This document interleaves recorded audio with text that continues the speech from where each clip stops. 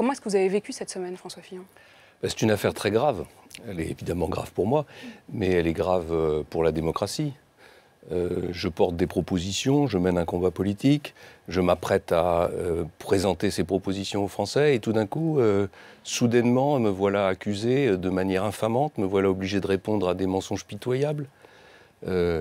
C'est une affaire qui ressemble étrangement à une machination.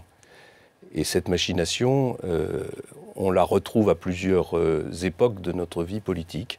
C'est la raison pour laquelle... Vous pensez à quelles époques? On a le sentiment qu'au fond, tous ceux qui ont l'audace de vouloir être candidats à l'élection présidentielle, à un moment ou à un autre de leur existence, sont confrontés à des accusations mensongères, à des calomnies. Et c'est la raison pour laquelle... Écoutez, vous avez suffisamment de mémoire, et les auditeurs et les téléspectateurs aussi. C'est pas intéressant de revenir en arrière. La seule chose qui compte, c'est que ceux qui ont voulu faire ça ont voulu me faire taire. C'est qui?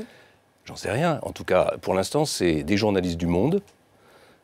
C'est le secrétaire général de l'Élysée. Et comme je ne pense pas que le secrétaire général de l'Élysée puisse agir sans au moins en informer le chef de l'État, il y a un vrai soupçon que nous soyons en face d'une véritable affaire d'État. Et c'est la raison pour laquelle j'ai décidé de porter plainte en diffamation, à la fois contre les journalistes du Monde et contre le secrétaire général de l'Élysée.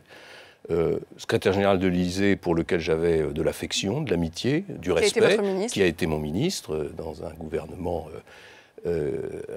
sous l'autorité de Nicolas Sarkozy, qui a d'ailleurs démenti avec beaucoup de force les propos qui lui étaient attribués avant de revenir d'une manière incroyable, et au contraire de confirmer ce que disait, montrant d'ailleurs d'une certaine façon qu'il a déjà menti une première fois. François Fillon.